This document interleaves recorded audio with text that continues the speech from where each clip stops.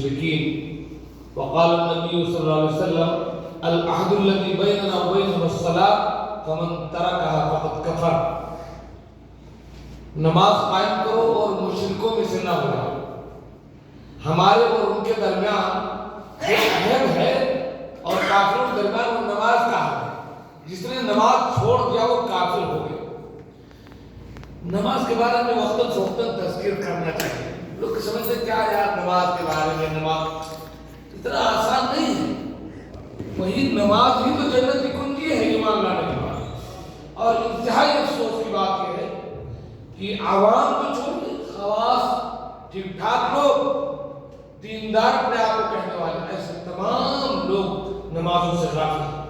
اس کے بعد یہ پریشانی ہے، بڑا دکھ ہے کہ اللہ رب العالمین کے سامنے آپ حاضر نہیں ہوتے ہیں، شکوہ اس سے کرتے نہیں ہیں. وہ اس کا ایک نواز دیوبندی کا شعر ہے کہ بلا سبب ہی میاں تم اداس رہتے ہو، بلا سبب ہی میاں تم اداس رہتے ہو.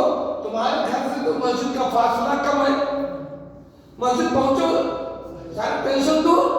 اللہ کی فضل کے بارے میں آتا ہے کہ کام نبی صلی اللہ علیہ وسلم حضر ہو صلی اللہ کے نبی کو جب کوئی ٹینشن ہوتا جب اور کھڑے جاتے تھے نماز کے لیے.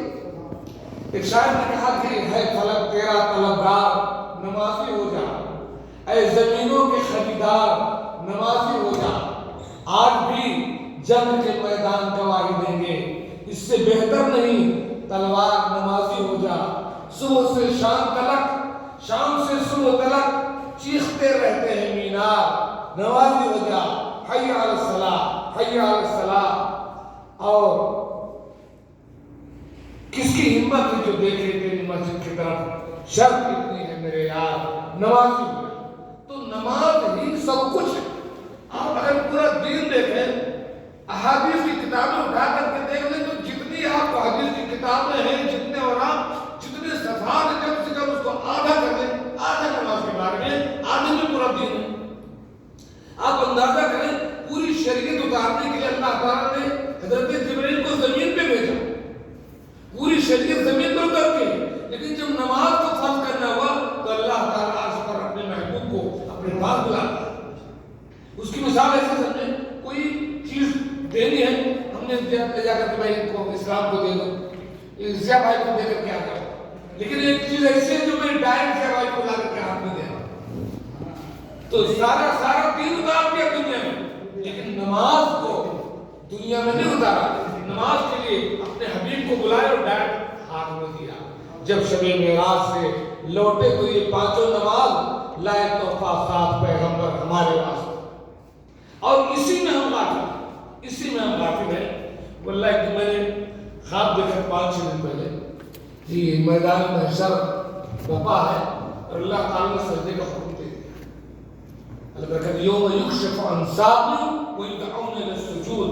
اس دن اللہ تعالیٰ اپنی پنڈلی کھول دے گا اور سب کو سجدہ کرنے کے لیے کہے.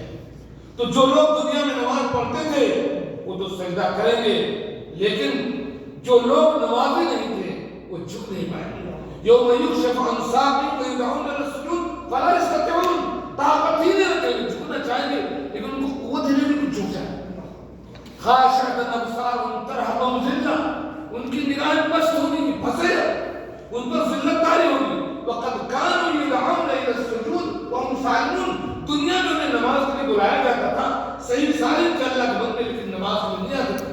الحمدللہ میں نے اپنے آپ کو دیکھا کہ سجدہ کر رہا ہوں، لوگ سجدے میں گرے اور چلتے چلتے ساری دعائیں پڑھ رہا ہوں، لیکن دل میں یہ ہے چلو بھی اٹھنے کے بعد ابھی حساب کروں. اتنا خوف کا ہوا کہ یا اللہ تعالیٰ نے دوبارہ زندگی مل جاتی تو ذرا سا ہم سدھر جاتے. تو یہ نماز مطلب اس کو میں توحید کے بعد سب سے پاورفل آپ کی زندگی اور آخرت کو سنوارنے میں جو چیز ہے وہ مددگار ہے. آپ میدان قیامت کے دن جب جنتی جنت میں چلے جائیں گے، جہنمی جہنم میں چلے جائیں گے، تو جنتی وفی جنات یتساءلون عن المجرمین.